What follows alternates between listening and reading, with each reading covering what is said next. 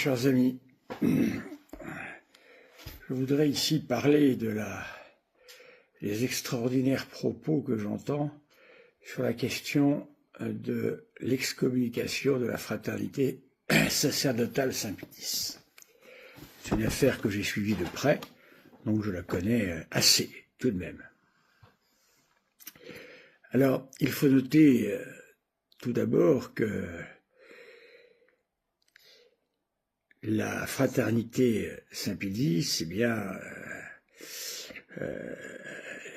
les supérieurs de la fraternité Saint-Pédis exposent les faits de telle façon que les fidèles, les mieux orientés, dirons-nous, eh bien, ne peuvent pas comprendre véritablement la situation qui est la leur. La situation de la fraternité sacerdotale Saint-Pédis aujourd'hui ressemble de plus en plus aux vieux catholiques. Les vieux catholiques fut ce mouvement qui a refusé jadis le Concile Vatican I, voilà, pour en particulier l'infaillibilité pontificale. Alors ils ont fait schisme, ils se sont détachés, et aujourd'hui il n'existe quasiment plus. Il existe, mais il n'y a quasiment plus de prêtres, il faut voir, c'est le grand n'importe quoi. Alors, la fraternité sacerdotale Saint-Pédis veut nous faire croire que le pape est très méchant, voilà, que le pape reçoit une femme anglicane, voilà, qui n'est pas la chef de l'église anglicane, puisque le chef, c'est le roi dans l'église anglicane, voilà, et qui reçoit en quelque sorte, eh bien, cette femme, eh bien, car le pape a plusieurs casquettes, il est obligé d'entretenir des liens déjà de cordialité, c'est nécessaire, il est le chef religieux par excellence, et on lui reconnaît ce titre, voilà, donc il est obligé de faire ces gestes-là. D'autre part, il faut être particulièrement de mauvaise foi pour jouer les scandalisés sur le fait que ce soit une femme. Faut-il rappeler que depuis Léon XIII, nous savons qu'il y a rupture apostolique, et donc la tradition apostolique n'étant plus là, il n'y a plus de prêtre, plus d'évêque. Donc que ce soit une femme, que ce soit un homme, ne change guère. Ce n'est pas du clergé, en tous les cas. Voilà. Donc le pape ne fait que son travail, le pape Léon XIV ne fait que son travail de pape en recevant cordialement, eh bien, c'est pas la chef, c'est le plus haut gradé dans l'église anglicane. Voilà.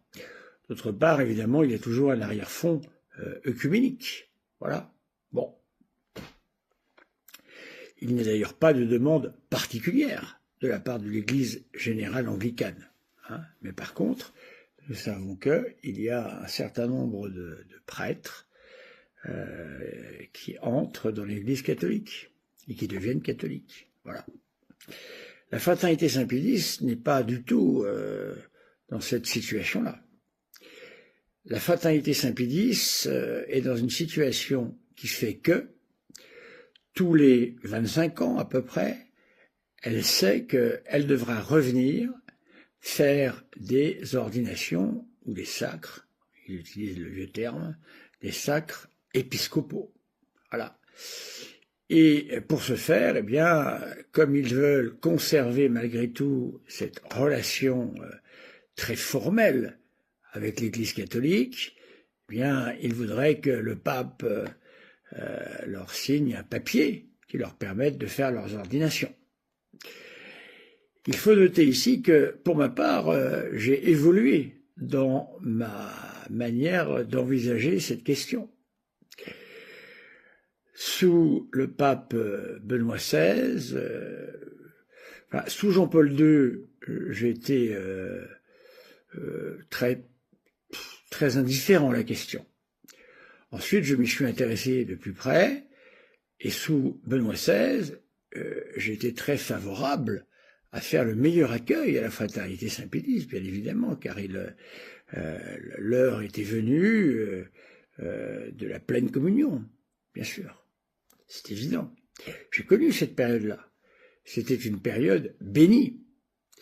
Lorsque Monseigneur Fellet, qui est tout de même une figure assez appréciable de la fraternité Saint-Pédis, hein, c'est un prélat équilibré, c'est un prélat quand même qui à mon avis, était peut-être personnellement prêt à entrer.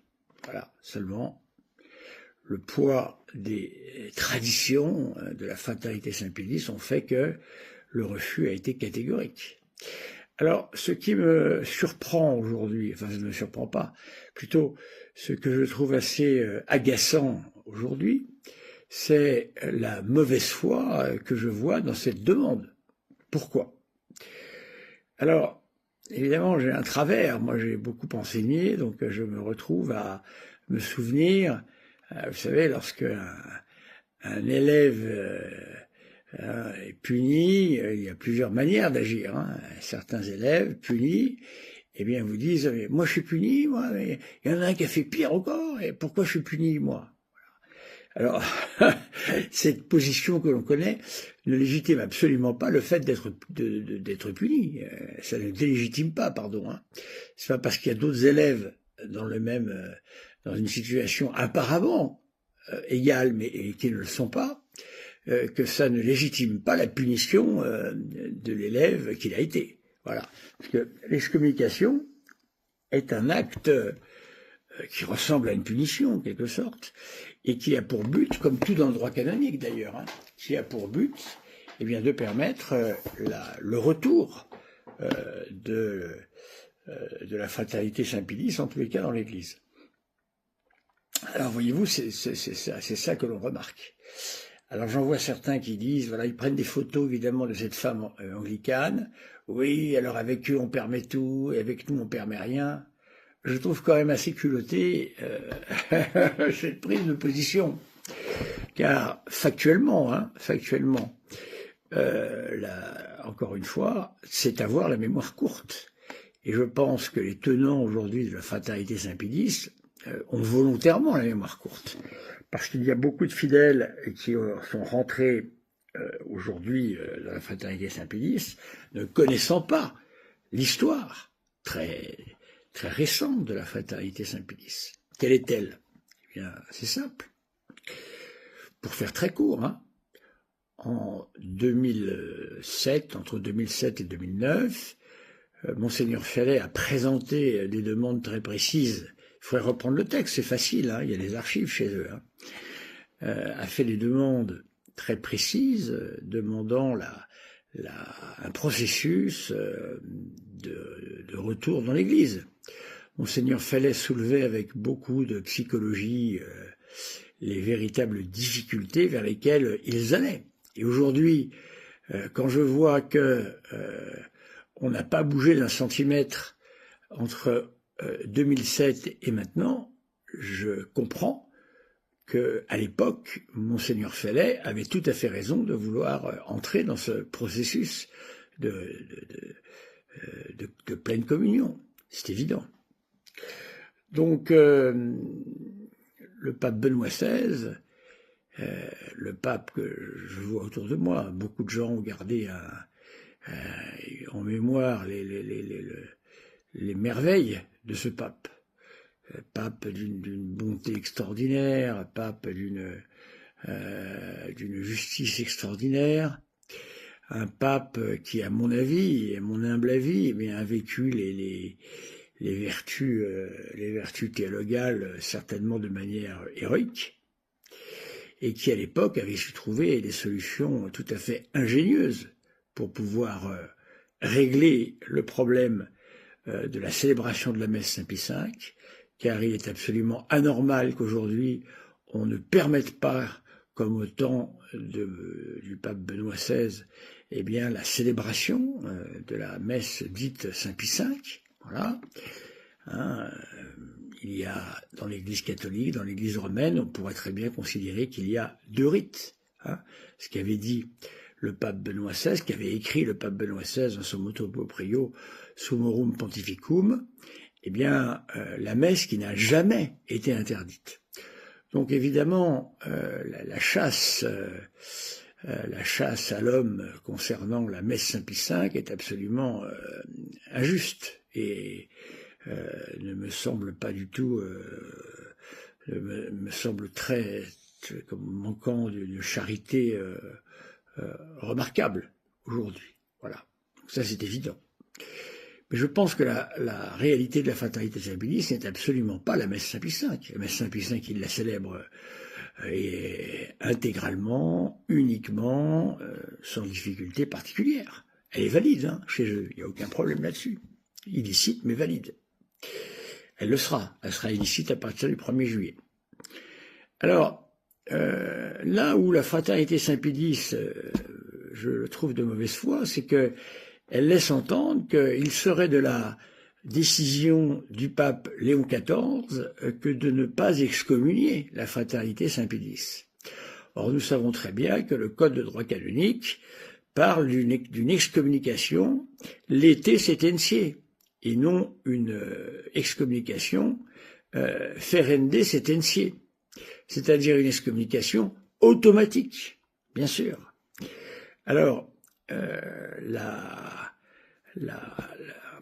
les motifs de l'excommunication lete sententiae, c'est-à-dire une excommunication automatique qui tombe directement vers ceux qui commettent un certain nombre de délits selon le Code de droit canonique.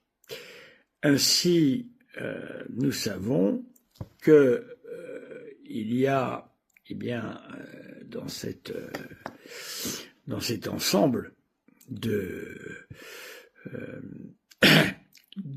d'excommunication lete sententiae, il y a comme délit celui de la consécration d'un évêque sans mandat du pape. Voilà, il y a toutes sortes de délits. Il y a, alors ils sont tous plus ou moins graves, le schisme. Le schisme, on peut dire que la fraternité Saint-Pie X pose un acte schismatique, avec cette demande d'avoir ses évêques à eux, en dehors de toute communion à l'Église. La violence contre le pape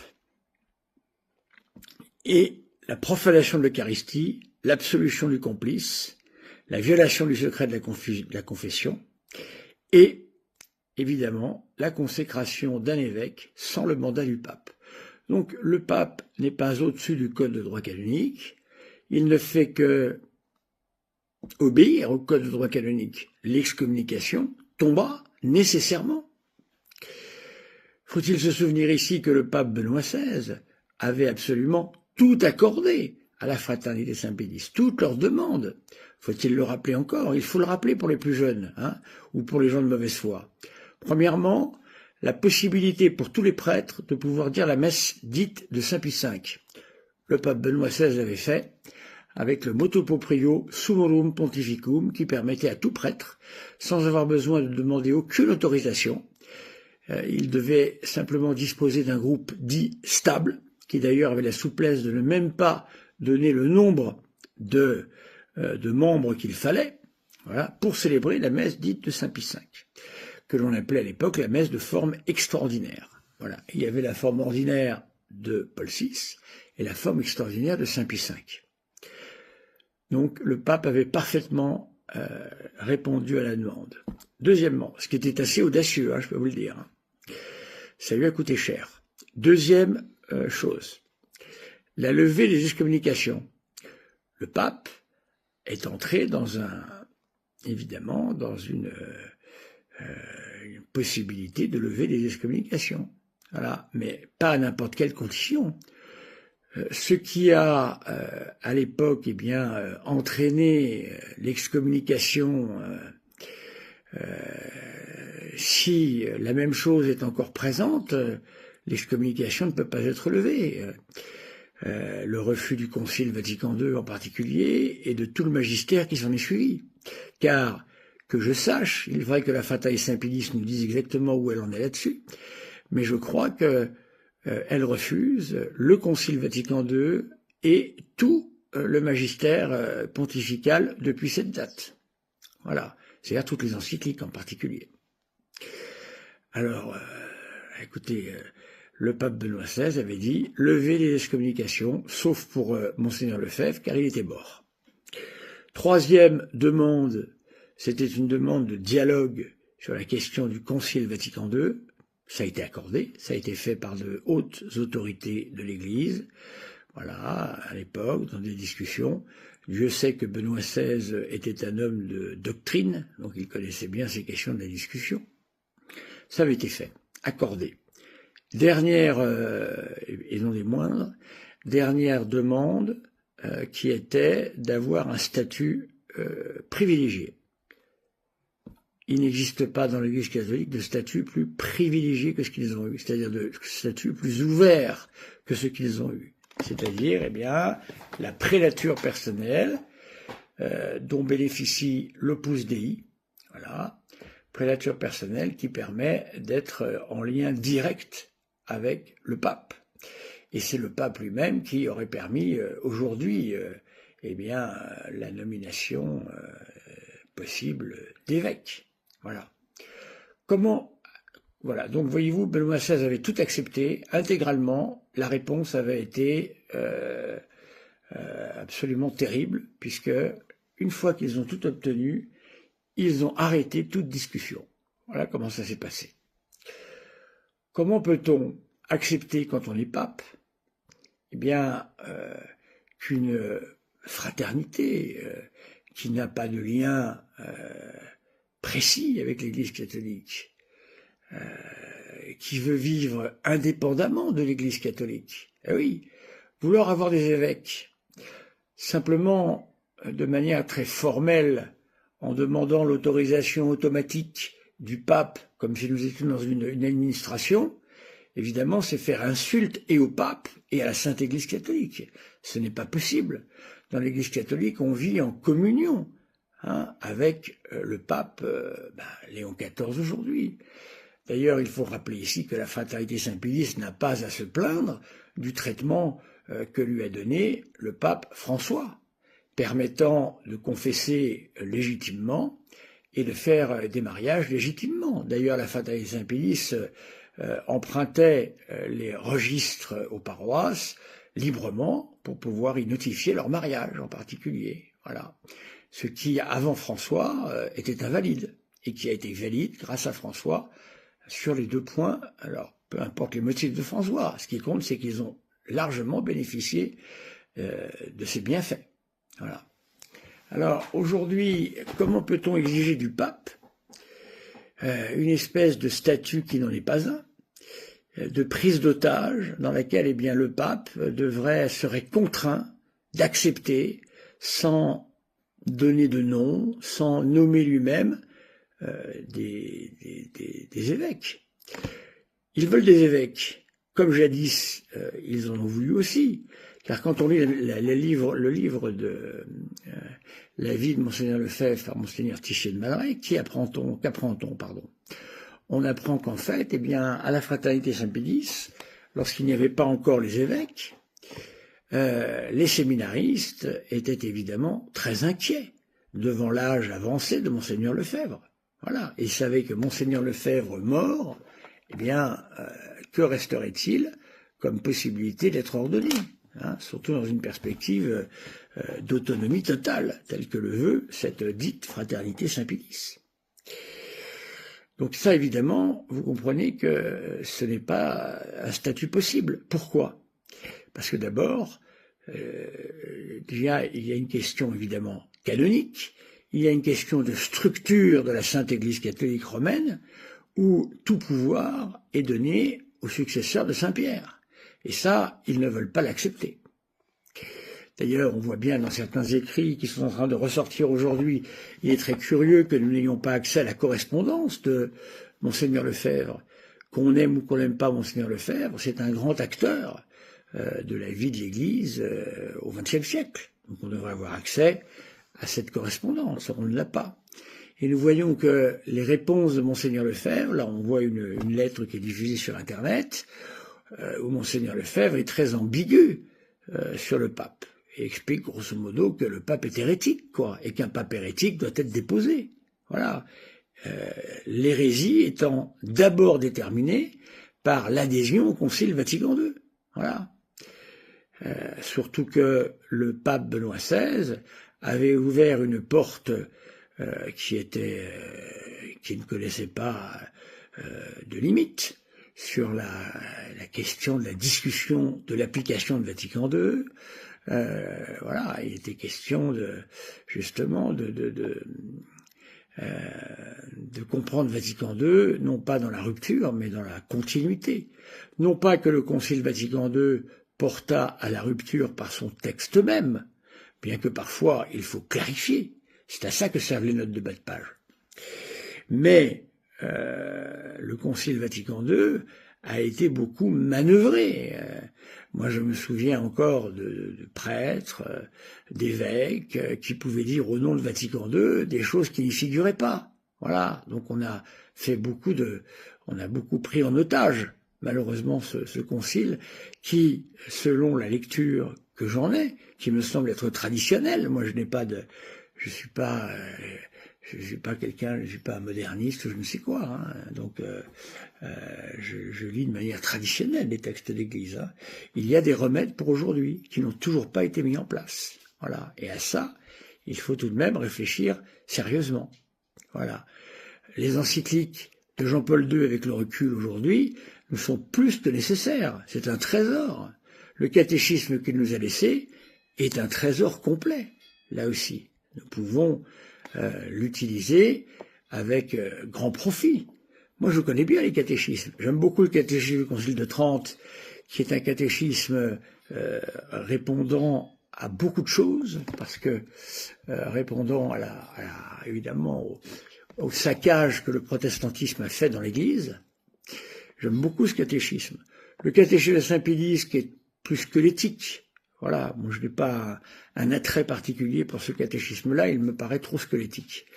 Et le catéchisme, le double enseignement de Benoît XVI avec son compendium, c'est-à-dire le catéchisme en question-réponse, et que j'ai utilisé un nombre de fois très important pour faire le catéchisme pour les adultes en particulier, il est remarquablement bien fait. Voilà, elle donne des réponses adaptées à aujourd'hui, avec le code de droit canonique de 83, bien évidemment, que ne refusait pas Monseigneur Lefebvre d'ailleurs.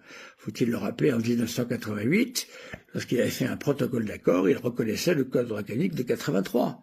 Ce qui montre bien que la fraternité Saint-Pédis n'avance pas, mais soit recule, soit fait du surplace, puisque je vois les mêmes choses au même moment, alors qu'il s'est passé plus de 15 ans. C'est même quelque chose d'étonnant. Donc, voyez-vous, un évêque, ça ne sert pas à faire des ordinations de prêtres. Un évêque, ça ne sert pas à faire du sacrement. Non. Un évêque dans l'Église catholique est fait pour maintenir le collège apostolique à travers le temps. Et notre Seigneur lui-même, donc on ne peut pas aller au-delà de ça, notre Seigneur lui-même a institué le ministère pétrinien.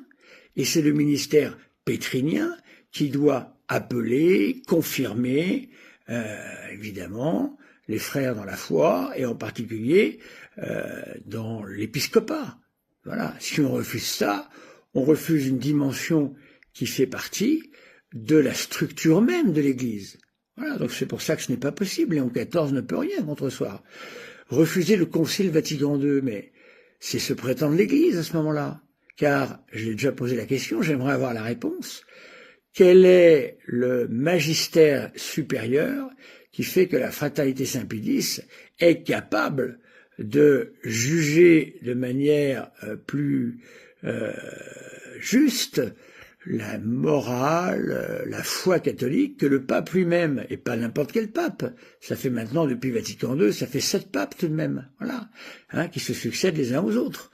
Donc il faudrait que eux-mêmes clarifient leur position par rapport au pape. Qui est le pape pour eux?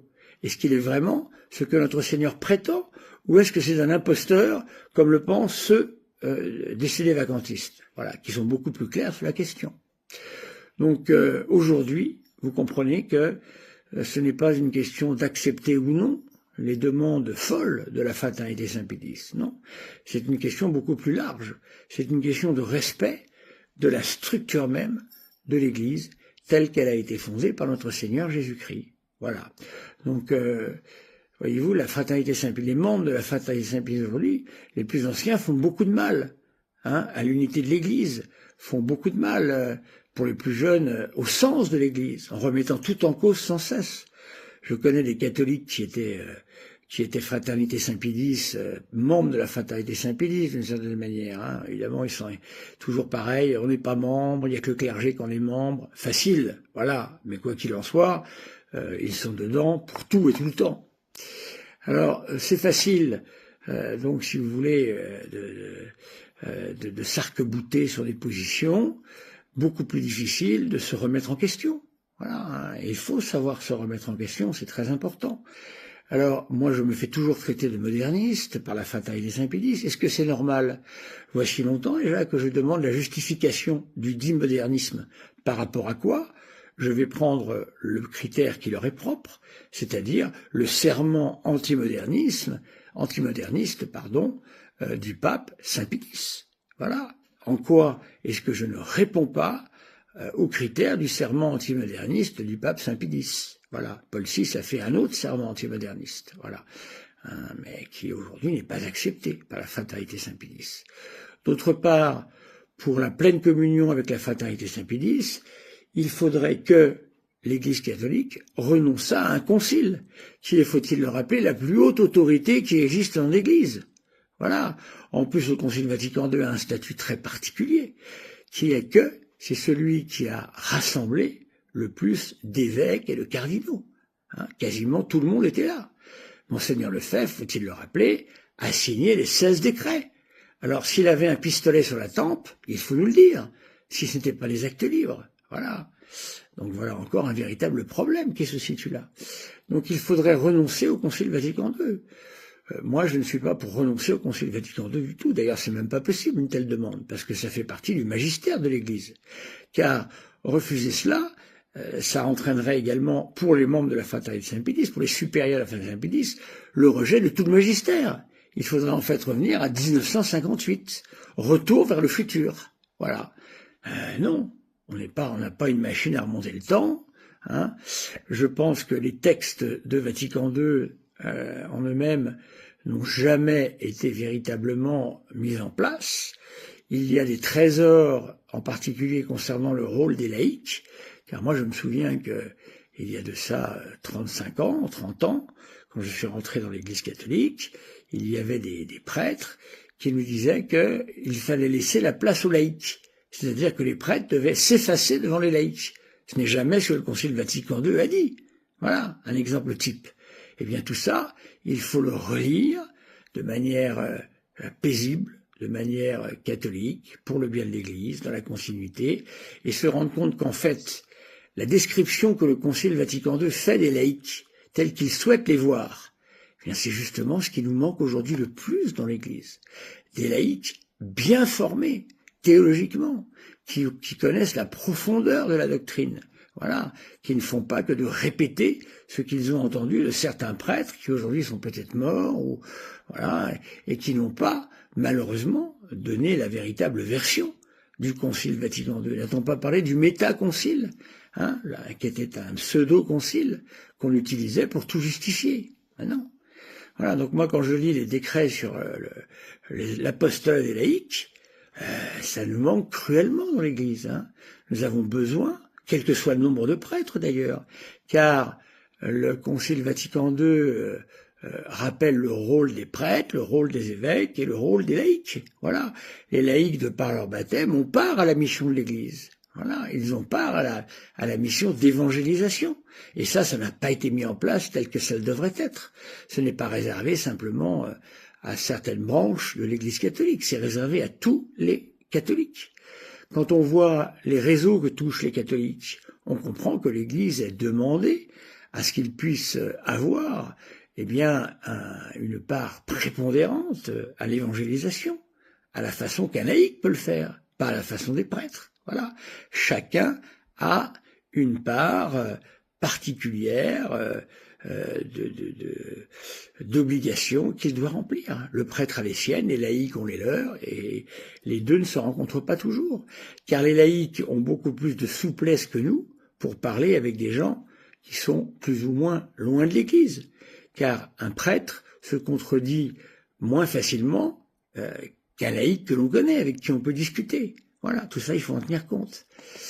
Le Concile Vatican II nous donne également le plus grand traité d'ecclésiologie qu'on a jamais eu. Il y a eu des traités d'ecclésiologie.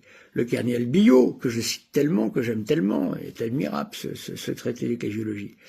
Il y a eu le traité d'ecclésiologie également il y en a eu un autre, pardonnez-moi, le nom ne me revient pas, mais il me reviendra. Voilà, il y a eu d'autres traités d'ecclésiologie dans la Sainte Église catholique depuis longtemps d'ailleurs. Hein. Et il y a besoin d'un traité d'ecclésiologie. Eh bien, le décret sur l'ecclésiologie de Vatican II, il répond parfaitement. C'est un décret très, très profond, très important. L'Église dit d'elle-même ce qu'elle est. Ce n'est pas rien, ça. On ne peut pas continuer de regarder les réalités catholiques par le petit bout de la lorgnette. C'est pas possible, ce que fait la Fraternité Saint-Pédis. Ensuite, cette insistance à vouloir traiter tout le monde de moderniste. Mais est-ce que c'est vraiment sérieux, ça? Sinon, faire offense en permanence aux catholiques. Moi, je me fais traiter sans arrêt de moderniste. Je suis navré, je ne suis pas moderniste. Ou alors, il faut que vous le justifiez, mes amis. C'est pas possible autrement. Voyez-vous, ce refus obstiné de la messe dite de Paul VI, que chacun puisse avoir la liberté dans l'Église d'aller là où bon lui semble. La messe de Paul VI a des avantages que n'a pas la messe Saint-Pie V, bien sûr, des lectures plus approfondies, la présence de l'Esprit Saint à travers les trois prières eucharistiques, en plus du canon romain. Voilà. Donc il y avait besoin de tout cela. Malheureusement, là aussi, il y a eu du sabotage. Il faudrait retrouver la messe de Paul VI dans une célébration telle que Paul VI l'avait définie, et pas autrement. Ensuite, il est évident que si la messe de Paul VI avait connu, une évolution homogène, elle aurait certainement connu des avancées qu'elle n'a pas connues jusque-là. Voilà, il y a certainement des choses à améliorer et on les aurait eues. Voilà. Donc ce refus obstiné et injurieux pour l'Église catholique. On parle quasiment du sacrifice de Caïn, c'est ce que j'entends chez eux. J'entends chez eux la messe biscotte, la messe qui n'en est pas une. Enfin, est-ce qu'il faut être sérieux? Monseigneur Lefebvre, si je me souviens de ce qu'il a écrit, reconnaissait la messe Paul VI. Voilà, sans difficulté. Alors pourquoi allez-vous au-delà de votre fondateur? Je ne comprends pas. Hein? Je pense que si Monseigneur Lefebvre avait vécu en 2007, il serait rentré dans l'Église sans difficulté. Je le pense. Voilà. Maintenant, on ne peut pas refaire l'histoire. Voilà. Nous expliquer également que la tradition, c'est eux. Hein? Les fameuses formules, on n'excommunie pas la tradition. Mais mes amis, la tradition, c'est l'Église catholique qui la possède. Vous n'avez pas la tradition. Vous refusez le magistère. Le magistère de Vatican II, post-Vatican II, c'est la tradition de l'Église maintenant. Ça fait quand même plus de 70 ans que tout ça a lieu. Donc on commence maintenant à être habitué à un certain nombre de choses auxquelles on ne renoncera pas. C'est pas possible. Je vois véritablement chez des catholiques qui ont vécu fidèlement, catholiquement, la messe Paul VI, une charité qui, moi, me semble extraordinaire. Voilà. Donc, vous voyez, le pape Paul VI avait voulu orienter sa messe vers non plus simplement la vertu de religion, hein, qui est une vertu cardinale, mais vers une vertu théologale, qui est la plus haute des vertus, puisque c'est la vertu de charité. Voilà. En méditant non pas sur le repas tel qu'on nous le précise, mais vers le repas de l'Apocalypse, vers la vision bienheureuse. Voilà, c'était vers cela que le pape Paul VI avait voulu orienter sa messe. Donc, voyez-vous, mes amis, tout cela n'est absolument pas prêt. On voit bien que leur volonté est, en fin de compte, alors ils ne le disent pas comme ça, de se proclamer l'Église. On a l'impression que l'Église, c'est eux, qu'on a une espèce de surmagistère capable de dire ce qui est catholique et ce qui ne l'est pas. Donc voilà, pour remettre un peu au clair une situation qui ne me semble pas l'être pour le moment. Voilà, mes amis. N'hésitez pas à commenter. Les insultes, gardez-les, moi, ça me fait rien vos insultes, je suis tellement habitué maintenant. Mais bon, si vous voulez tout de même donner une bonne image de vous-même, les insultes, il faut les garder, parce que malgré tout, on essaye d'éviter d'insulter les prêtres, tout de même. Surtout que vous semblez reconnaître notre sacerdoce, voilà, vous n'êtes pas comme les sédévacantistes. Donc il y a moins de difficultés. Voilà, mes amis, j'attends vos commentaires et je répondrai bien volontiers. S'il y a des points sur lesquels vous me démontrez que j'ai tort, je le reconnaîtrai si c'est vrai. Voilà, mes amis, merci.